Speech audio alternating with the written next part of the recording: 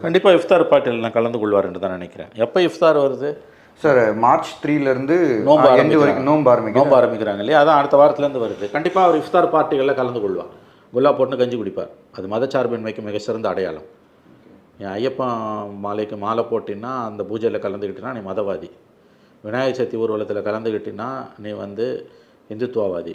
ஆனால் நீ வந்து இஃப்தார் பார்ட்டியில் கலந்துக்கிட்டினா நீ வந்து மதசார்பற்ற அரசியல்வாதி. கிறிஸ்துமஸ் கேரோலில் கலந்துக்கிட்டினா நீ மதசார்பற்ற அரசியல்வாதி.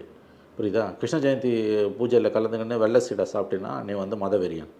இதுதான் இந்தியாவில் இருக்கக்கூடிய குறிப்பாக தமிழ்நாட்டில் இருக்கக்கூடிய மதசார்பற்ற தன்மைக்கான அளவுகோல். நான் என்ன சொல்கிறேன், நீ வந்து இஃப்தார்லேயும் கலந்துக்கோ, கஞ்சி குடி.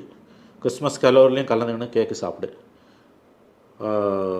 இதில் தைப்பூசத்துக்கும் போ. விநாயகர் சதுர்த்தியில் கலந்துக்கோ. கிருஷ்ண ஜெயந்தியில் வெள்ளை சீடை சாப்பிடு. ஐயப்பன் பூஜையில் கலந்துக்கோ. எல்லாத்துலேயும் கலந்துக்கோ. எல்லோரு மதங்களும் எங்கள் வழித்துணை. அதை நோக்கி நகருது. ஆனால் இனிமேல் இஃப்தாரில் கலந்துக்கிட்டு விநாயகர் சதுர்த்தி ஊர்வலத்தில் கலந்துக்க மாட்டேன்னு சொன்னீங்கன்னா மக்கள் மன்றத்துலேயும் அம்பலப்பட்டு நிற்பாய்.